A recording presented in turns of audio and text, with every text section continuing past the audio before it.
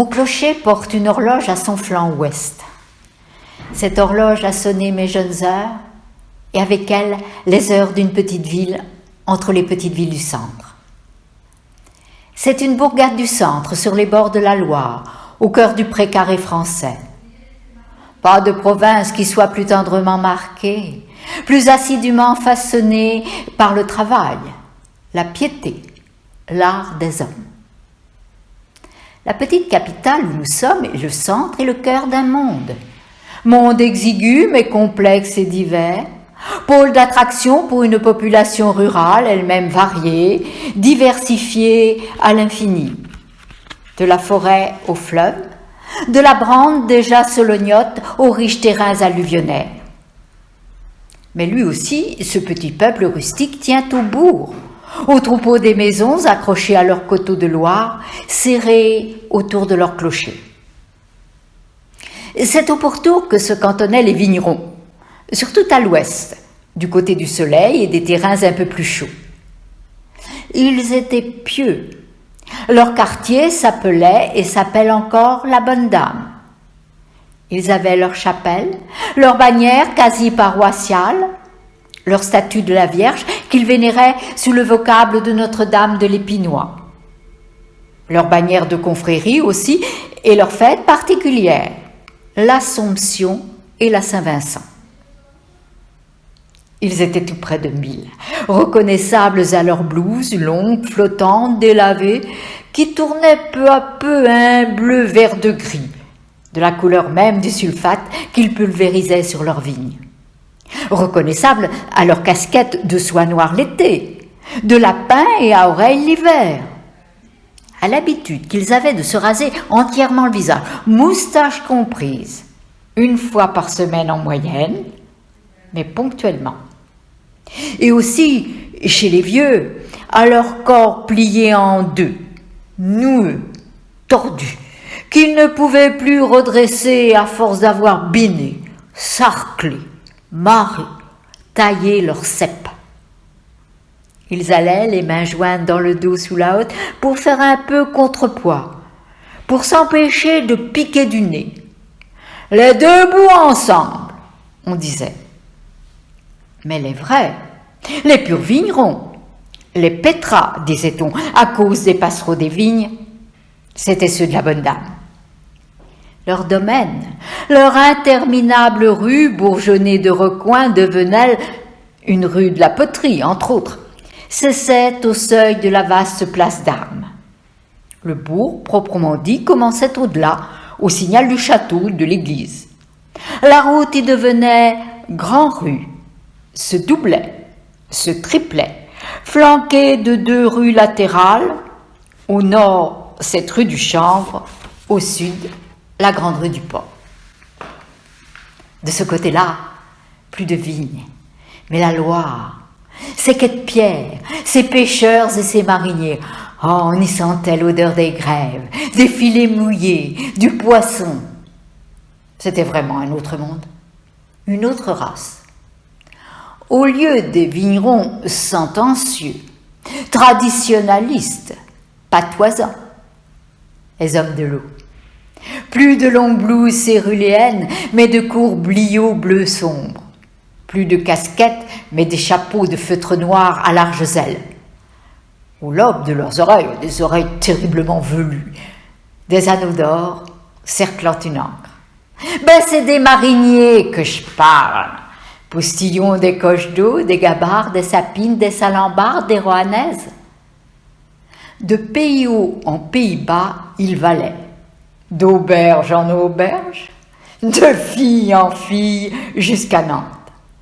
Ils déchargeaient, vendaient leurs bateaux, quelquefois les démolissaient, pièce à pièce, pour en tirer un prix moins dérisoire. Les déchiraient, c'était leur mot. Les bourgs les paraient, à l'époque, du prestige des grands voyageurs. Franc du collier, prendre la langue, du poing aussi à l'occasion. J'ai connu les derniers d'entre eux, mêlés aux pêcheurs des barrages, tendeurs de nasses et de cordeaux, sur un rehaut du coteau en terrasse qui dominait le fleuve de 15 mètres et qu'ils appelaient grandiosement la montagne, le port, la croix de pierre, la bonne dame, de petits mondes dans un monde, des coins du bourg, mais pas le bourg. Le bourg, c'était le cœur de la ville, l'emporium, la banque, le cerveau, les deux notaires, les deux médecins, le négoce et l'industrie, les boutiquiers marchands, la marchandise, disaient nos aïeux, et les manuels, les artisans, apprentis, compagnons et maîtres.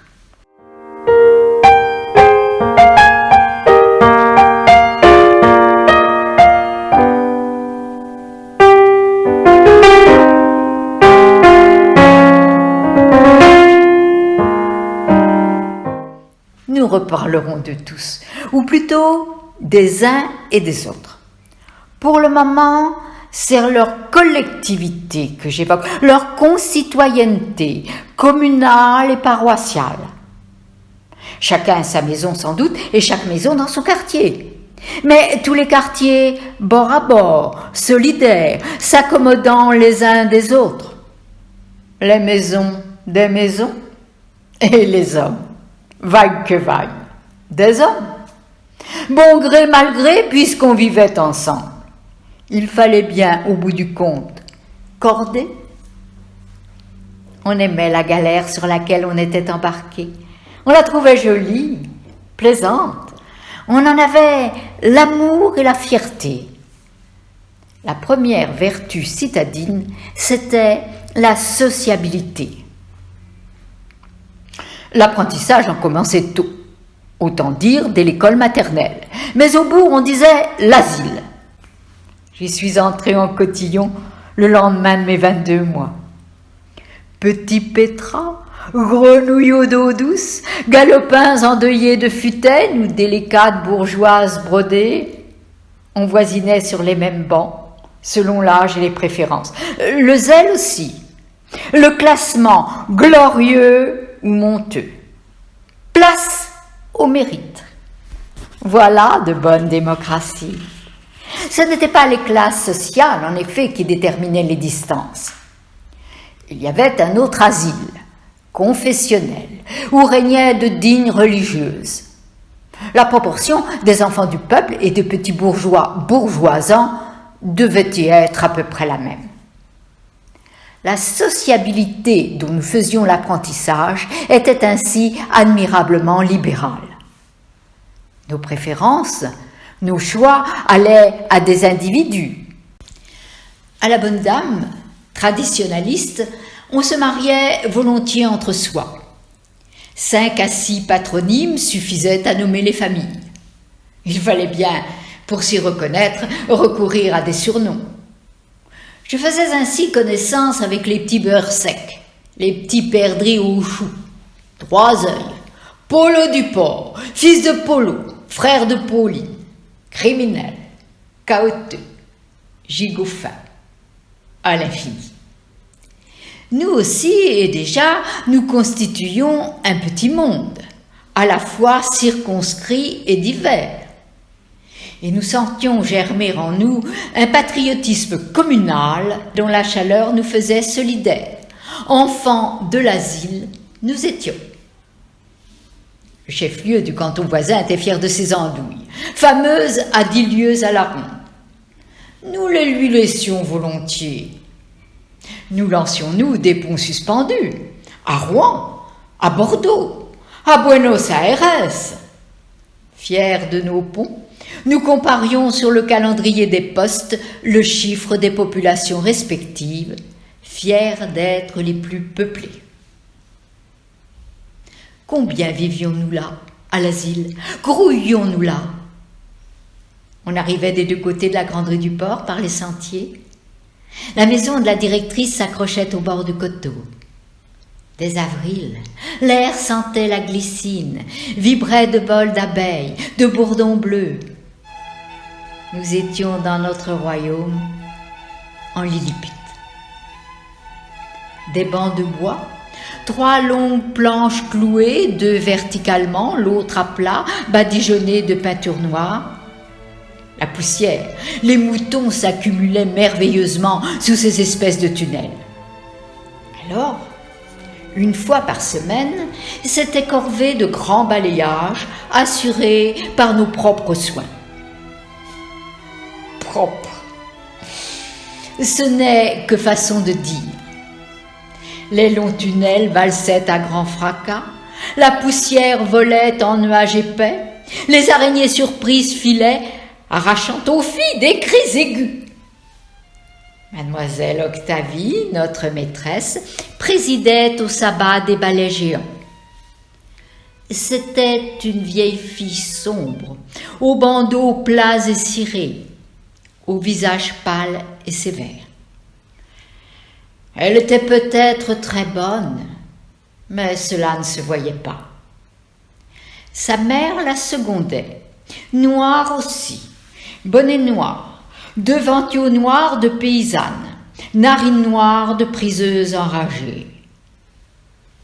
De noir aussi se vêtait Octavie, mais d'un noir plus soyeux, plus lustré. Elle était férue d'hygiène. Il y avait, au bourg d'un préau, une étroite et longue pièce carrelée, au mur de laquelle était fixé un bac de zinc. Un étrange saucisson de fer blanc, muni à intervalles réguliers de menus robinets de cuivre. Combien chiche! Du goutte à goutte. À ce débit, les entrailles du cylindre se révélaient inépuisables. L'eau s'y imprégnait à la longue d'une fadeur particulière, un relent de croupissure que mes narines retrouvent encore. Et pareillement, l'odeur de la petite éponge, de l'unique petite éponge qui débarbouillait nos frimouses à tour de rôle, à la douzaine. « Approche ici, vilaine et sale !» Oh, c'était une injure considérable, une flétrissure redoutée. Hélas, les hivers étaient rares où nous ne l'encourions et la méritions en cœur. Il suffisait d'un moutard et d'un rhume. Mademoiselle, au revers de sa robe, Madame Mère, au creux de son tablier, plongeait une main dans l'or profonde, en tirait un vaste mouchoir, et de moucher, et de faire souffler, à tour de rôle, changeant de place, bien sûr, de coin en coin. Mais le résultat n'en était pas moins infaillible. Dès la Toussaint, tous les nez de l'asile étaient sales. On en avait jusqu'au printemps.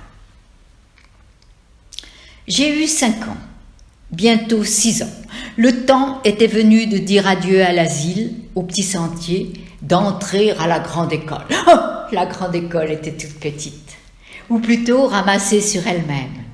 Une grille rouillée, une cour, les salles de classe à droite, un préau poudreux à gauche, au fond une murette de briques, séparant de par-delà ce potager la maison de ce haut personnage tout-puissant, redouté, redoutable, la maison du père Puy, le premier maître. C'était un temps très rude encore. Je l'entends au sens de pedouiller, d'endurant. On y avait froid l'hiver. On s'éclairait chichement la nuit venue. Je me rappelle un de mes camarades, très tôt orphelin de père, qu'un grand-oncle, ancien marinier, avait recueilli sous son toit avec son frère et sa maman.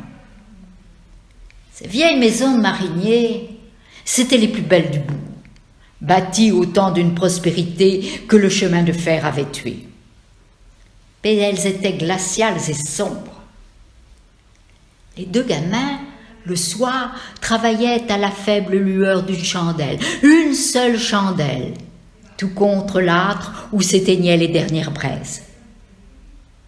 Quand le vieil homme était couché, la maman, sur la pointe des pieds, allait guérir une seconde chandelle, épiant du seuil de la porte le ronflement de l'oncle endormi. Il était bonhomme mais violent, et n'eût point accepté cette scandaleuse prodigalité. Glaciale. Toutes les maisons l'étaient l'hiver venu. Sauf une pièce, la cuisine, et quelquefois, chez les privilégiés, la salle à manger. Mais nous aimions l'hiver et ses jeux, les patinoires que les ruisseaux gelés nous offraient tout au long des rues. Jamais enfance furent-elles plus joueuses.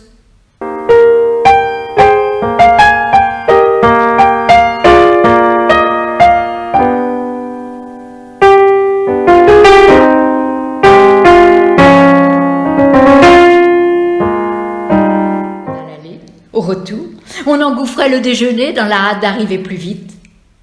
La classe reprenait à 1 heure. De la maison du père Puy, longue masure basse au toit de tuiles moussues, les pensionnaires sortaient un à un. À leur suite, le père Puy, son nez écarlate, sa moustache jaunie de nicotine. Il s'asseyait sur le murtin de briques, les sous-maîtres s'approchaient, le saluaient. Au beau jour, par la fenêtre ouverte, on voyait la mère Puy et sa bonne, la belle Juliette, qui desservait, rangeait la vaisselle. Oh, tout débordait, les bruits, les odeurs, les serviettes de toilette aux lucarnes des mansardes. Le cours complémentaire était fameux, loin à la ronde. De la Beauce, du Val, de la Sologne, rappliquaient de grands gars paysans aux gros genoux, aux poignets épais, eux aussi débordant de leurs nippes. On en avait juché sur le toit de la mairie proche, d'autres chez une logeuse du bourg, la mère Crolla, vieille fée carabosse et barbue, toujours en caraco, toujours coiffée d'un bonnet à bride, toujours une perle de roupie qui lui tremblait au bout du nez. 1 heure sonnait, tombait du clocher. Le sifflet du père Puy stridait. « Ah !» Oh, cela ne traînait pas. L'instant d'après, la cour était vide.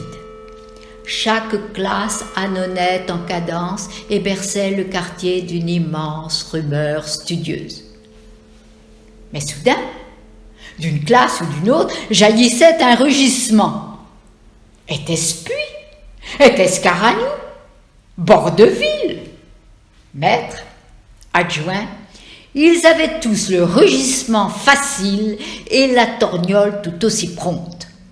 Tantôt la simple gifle, tantôt l'honorable fessée suspendu au creux d'un bras vigoureux et gigotant en roi de veine. Tantôt, au moins aussi souvent, le coup de règle sur le bout des doigts joints, très sec, l'angle du beau côté. Pauvre gosse, je pense aux petits doigts et aux engelures boursouflées des hivers. Mais qui se serait plaint, indigné? C'était ainsi, c'était dans l'ordre. Ces hommes-là n'y mettaient point de méchanceté.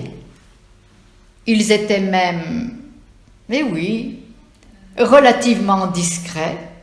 Comment faire, disait-il, avec ces petites têtes de cochon? Peut-être aussi et déjà, certains parents l'auraient-ils l'aventure entendue d'une autre oreille. Les temps marchaient, l'esprit changeait. Les plus saines traditions commençaient à se voir battues en brèche, mais qu'un pensionnaire, un allié, un élève recommandé s'avisa d'affirmer sa tête. Je me rappelle un neveu du père Puy, un certain Paulin Mussard. Oh, il n'était pas au très bon sujet. Il avait la caboche un peu dure. Quelle danse!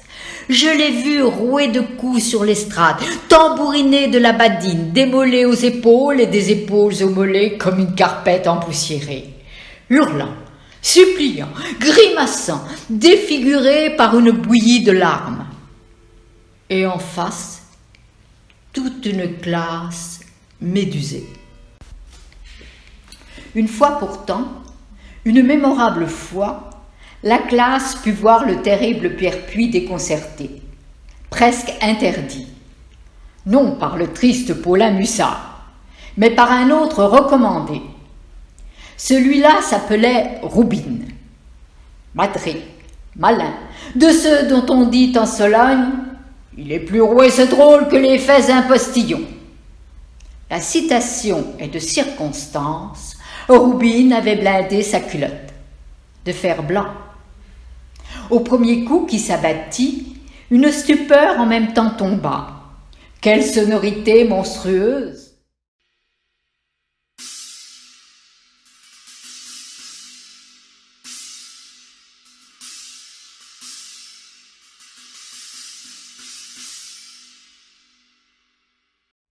Nul de nous n'en crut ses oreilles, ni le père Puy, La badine lui sauta des mains.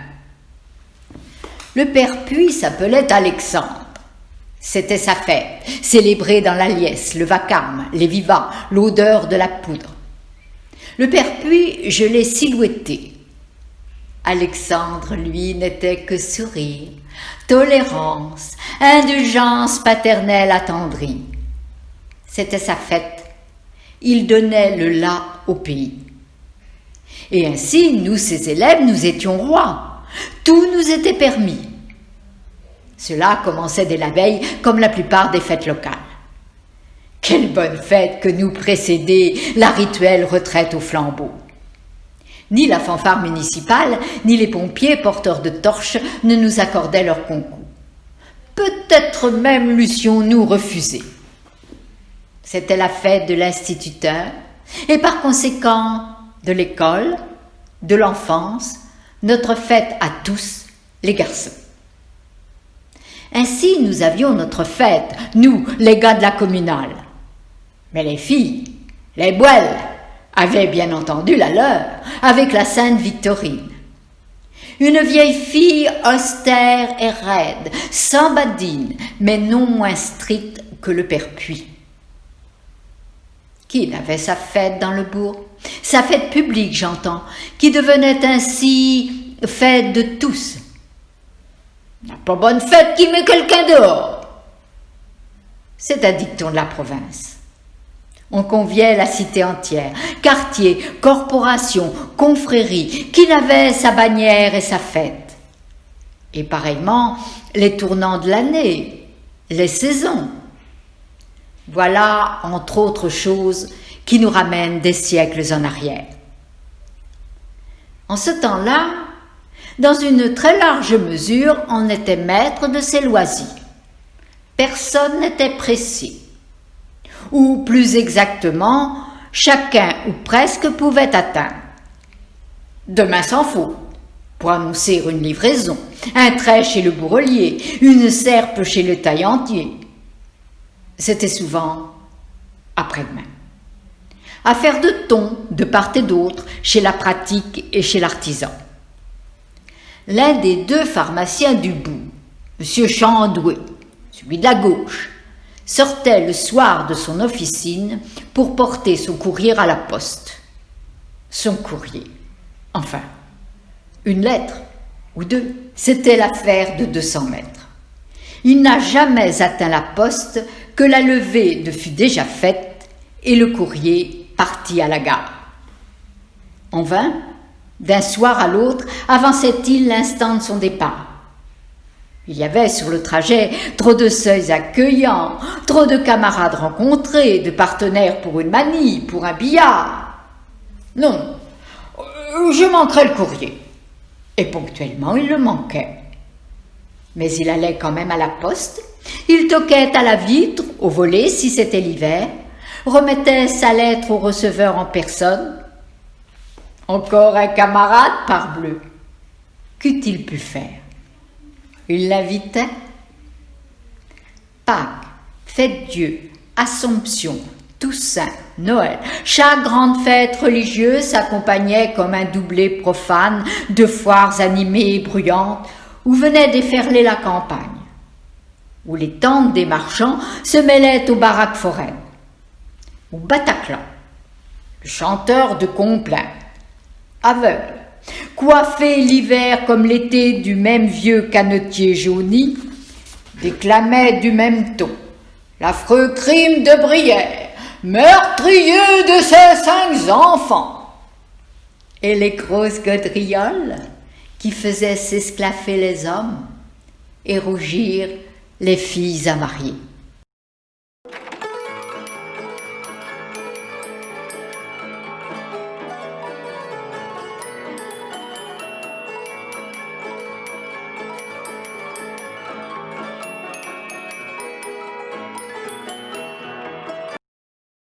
Évoquer d'autres fêtes, moins pompeuses, mais peut-être à mon sentiment les plus aimables, les plus émouvantes, celles qui touchaient à la vie des familles. Baptême, mariage, on les sonnait à grande volée, comme pour un retour de Rome. Qui marie-t-on? Qui baptise-t-on? Oh, mais d'avance, on le savait. Du fond des classes, nous entendions vibrer les reins. Même vol de cloche pour les mariages, même frémissement de l'air jusqu'aux nues, même liesse partout répandue. Mariés en tête, le cortège défilait. En tête, non. J'oubliais les ménétriers. Ils étaient deux, violon et piston. L'un tout petit, boiteux et glabre. L'autre très long, sec comme un échalas. Le teint d'autant plus vulteux qu'il soufflait plus fort dans son cuivre. Et des moustaches de chef gaulois. Ce défilé. Même les plus assurés des bourgeois, les plus férus de respect humain, si leur fille se mariait au pays, n'auraient osé enfreindre un usage si universel, si constant.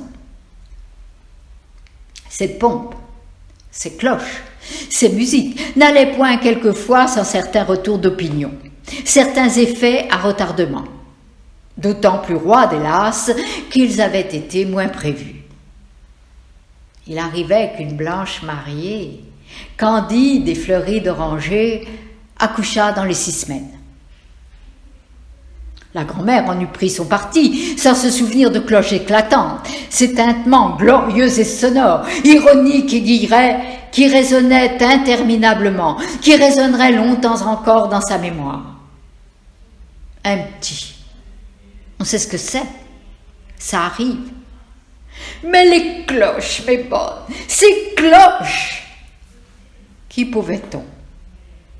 Elles avaient sonné.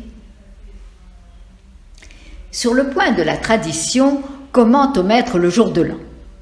Il y fallait d'abord la neige. La neige aussi était de tradition. Il y en avait toujours. Les pauvres, les gagne-petits de la bourgade, pas les mendiants, non, les haricandiers, les tâcherons, les ramasseuses de champignons. Ils venaient tous, ils sonnaient tous. Ils la souhaitaient bonne et heureuse. C'était immuable.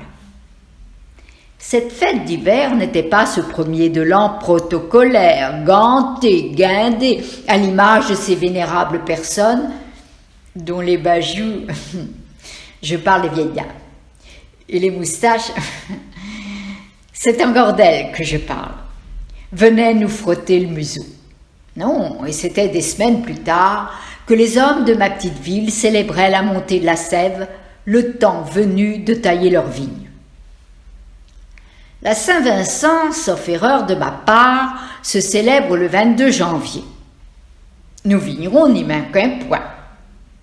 Derrière leur bannière, leurs bonnes dames, processionnant vers l'église du bourg, où ils entendaient pieusement une grande messe solennelle, leur grand-messe. Mais c'était plutôt, entre Noël et le jour de l'an, que la coutume la plus singulière affirmait sa pérennité.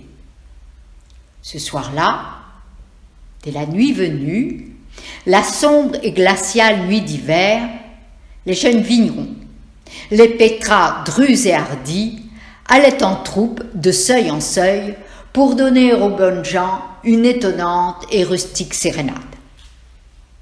Attendez, les paroles reviennent.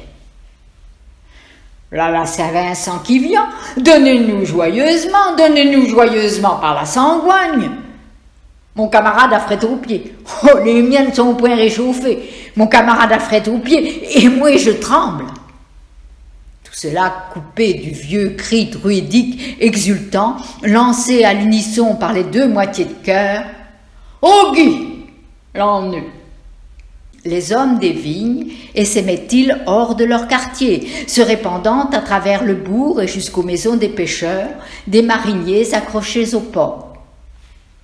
C'était vraiment le contact de deux races, l'une endormie et plutôt lente, sentencieuse, raisonnante, raisonnable, l'autre ouverte, liante, expansive et même quelque peu braillarde. L'une voyageuse, dénouant comme par vocation les amarres de ses bateaux, l'autre rivée à ses maisons basses comme la chèvre à son piquet. Et cette nuit-là, pour une fois, et le vin chaud aidant, c'étaient les silencieux qui braillaient. 2 rats, ai-je dit, étaient donc à ce point? Mon Dieu, oui, jusque dans la physiologie, dans le vêtement, dans l'habitat, dans le langage. Chaque vigneron avait son âne, son cochon, quelquefois pas toujours une vache. On n'a jamais vu un cochon sur le porc qu'en jambon et en saucisson. C'est même là sur ces différences, sur cette particularisation des individus, des métiers, qu'il sied à mon sentiment de mettre, comme on dit, l'accent.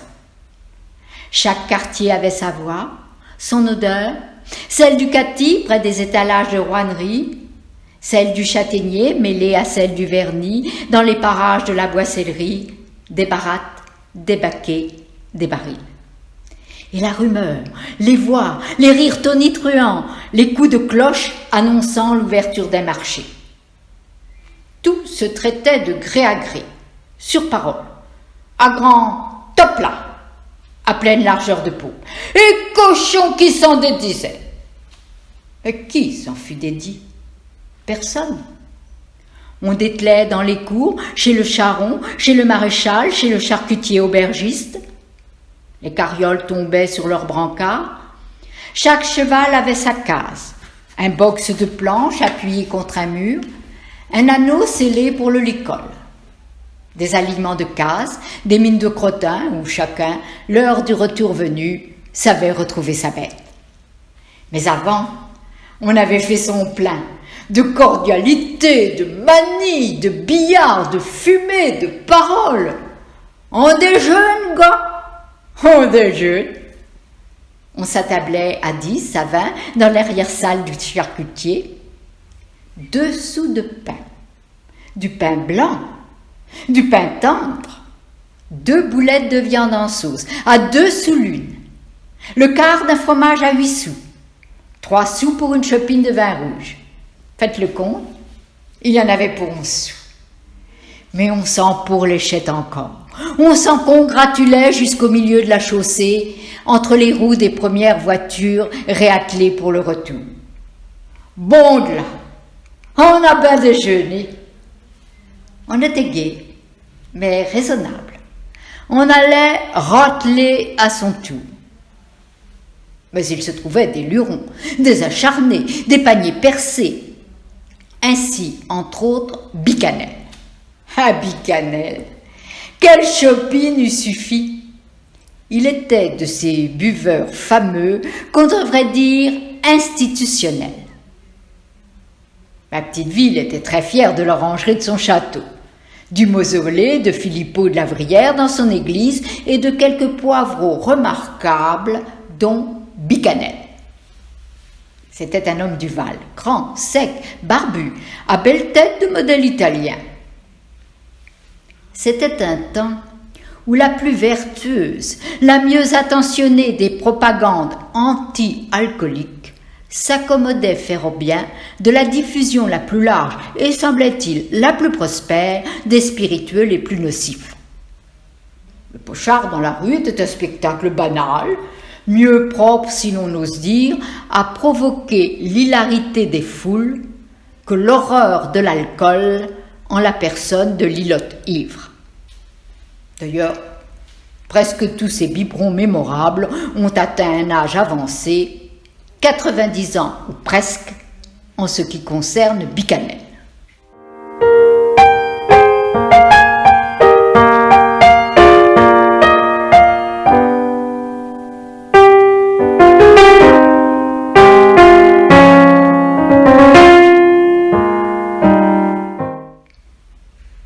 Mais il est temps de revenir au bon peuple de ma petite ville.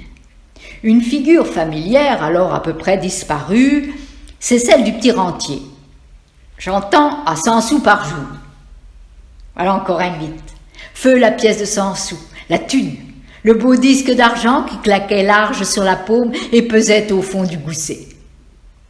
Unité, symbole, ambition, substantielle réalité aussi.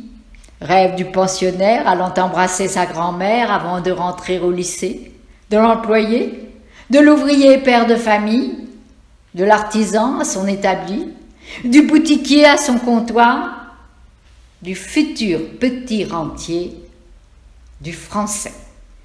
Quand il économisait sou par sou, quand il rognait sur les bouts de chandelle, c'était sa tastune quotidienne qu'il pensait. Car le pain viendrait de surcroît, et même le beurre sur le pain. Et aussi à sa maison, à sa petite maison à lui, sa maison de propriétaire. Oh, ce rêve-là, le français le porte toujours en lui. Les ça me suffit, les si petites. Les domiciles adorés en témoignent. Pour 1000 francs par pièce, à peu près, 3000, 4000 pour le tout, on avait une maison d'occasion. Pour le double, une pimpante maison neuve, construite en dur, avec des murs de 45. Bien souvent, cette maison, le petit rentier la parait, l'achevait, la fignolait lui-même, tartinant les peintures et collant les papiers intérieurs. Il appelait cela papiété. Ne le voyez pas trop vieux. Il vieillirait assurément, et même il y comptait bien. Assez sage déjà pour faire sienne la sentence des vieux du pays. Le seul moyen qu'on ait trouvé de mourir tard, c'est de vieillir. Mais il commençait jeune encore, vert encore. Il tenait à profiter longuement de sa condition nouvelle. Oisif? Non pas, mais libre de soi, et même libre de travailler. À quoi bon vivre à la campagne si la maison n'a pas son jardin? Bêcher, sarcler, fumer, arroser, c'est profiter.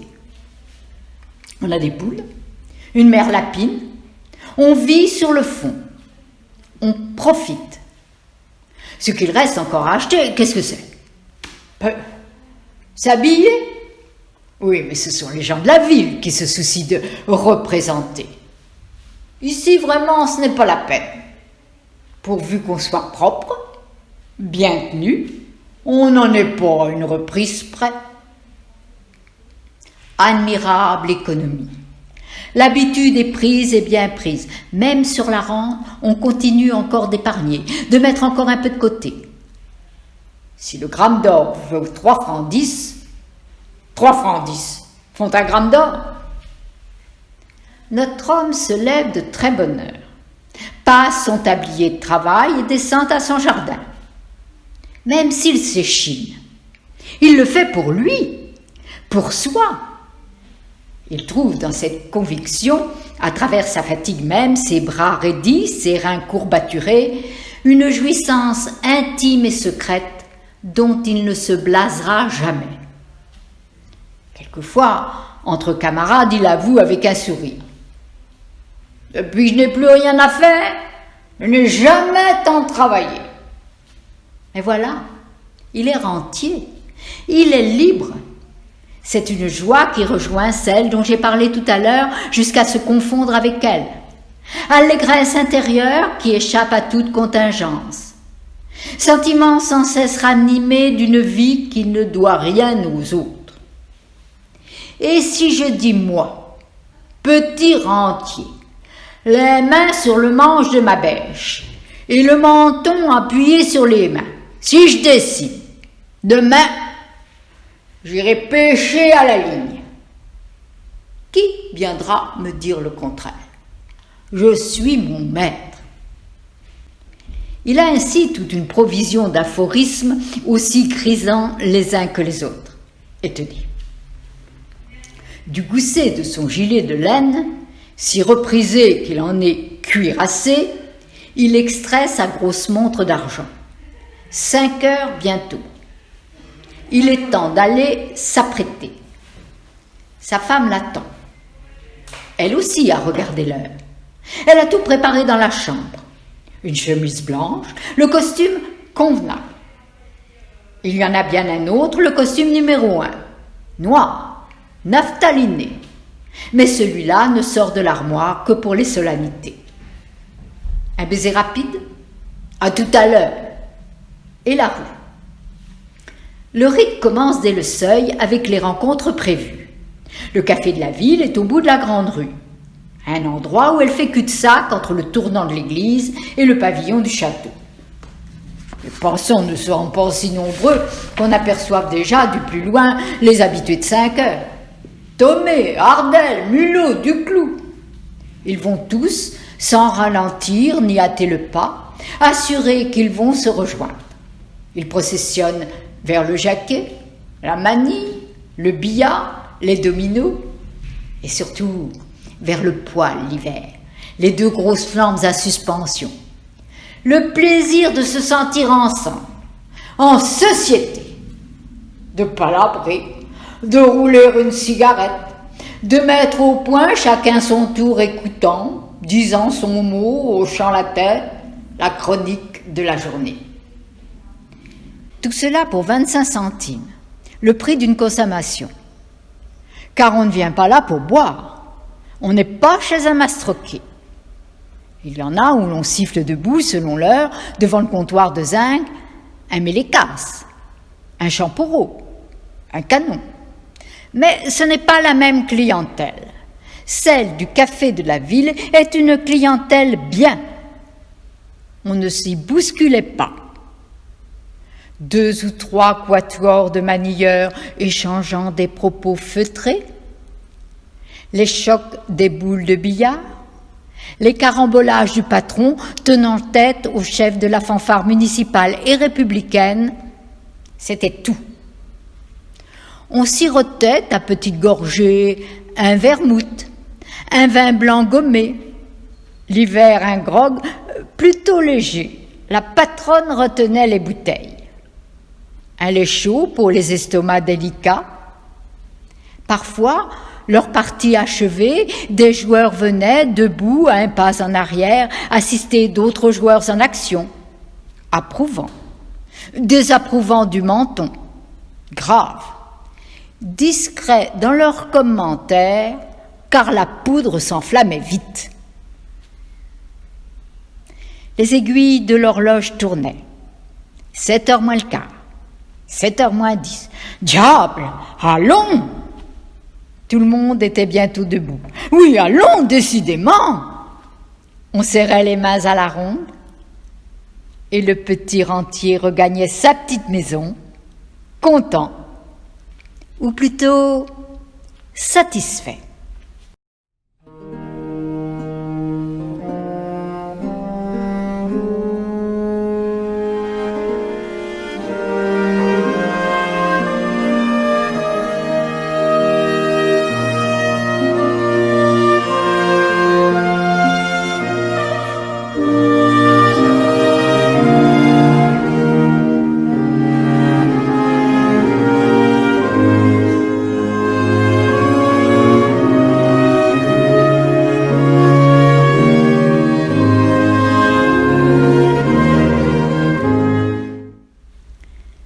Hélas, les aiguilles tourneront.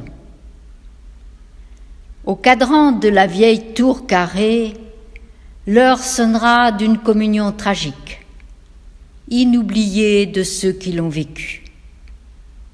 Parce que c'était les vacances, j'étais là. J'ai vu partir pour l'Holocauste les fils de ma petite ville, le plus chaud, le plus pur de son sang. Je fus témoin d'une angoisse si digne, si courageuse, presque sans cri, en tout cas sans chanson. 2 août, 3 août, c'était un été lumineux. La lumière ruisselait sur les toits. Sous la coupole d'un ciel limpide, dans une clarté matinale sans brume, je pus, du train qui m'emportait, suivre des yeux longtemps, s'amenuisant dans la distance, le fin clocher, dont la flèche pointe toujours à l'horizon de mes souvenirs d'enfant. Il a fallu une deuxième guerre et les bombes des Caproni que la flamme le découronna. On l'a relevé aujourd'hui, tout pareil à ce qu'il était. Mais je sais que ce n'est plus le même, que vraiment c'est un autre clocher. C'est pourquoi il m'arrive de dire, songeant au clocher massacré, à sa silhouette vigie, dernier signe de ma vallée au bord de l'horizon de plaine, signe d'Herverdio de Loire, des beaux arbres de Monsieur Desroux, des haies de nos petits sentiers, de l'asile, de la grande école, de tout ce que j'avais aimé. Il m'arrive de dire, ne sais-tu pas enfin que tout meurt de ce qui a été vivant? Que c'est une des tristesses de l'âge de survivre à ce qu'on a aimé? À quoi bon nier une évidence qui saute aux yeux de tout le monde? Refuser une réalité dont il faut bien que les hommes s'accommodent sous prétexte qu'elle ne te plaît pas. On rumine, disait mon camarade. On radote. Ouvre les yeux. Résigne-toi. Accepte. C'est comme ça. Et je me réponds à moi-même, bien sûr, j'accepte. Je ne suis pas si déraisonnable, mais je ne me résigne pas. Je ne suis pas non plus si veule d'avance ralliée à toutes les perspectives que l'avenir propose ou impose, y compris celles que mon instinct refuse irrépressiblement. Je ne peux pas. Je ne veux pas me résigner à croire qu'en cet été de 1914, dans la lumière du jour radieux où le clocher de mon enfance tremblait au battement du tocsin, une civilisation mourait toute, basculait d'un bloc, corps et âme, dans un brusque et sanglant remous, effacée de dessous le ciel et dorénavant abolie, comme si elle n'eût jamais été. Ni la vie, ni la mort même n'ont jamais cette rigueur absolue. Fussent-elles mortelles, les civilisations ne meurent pas si vite, et elles ne meurent pas tout entières.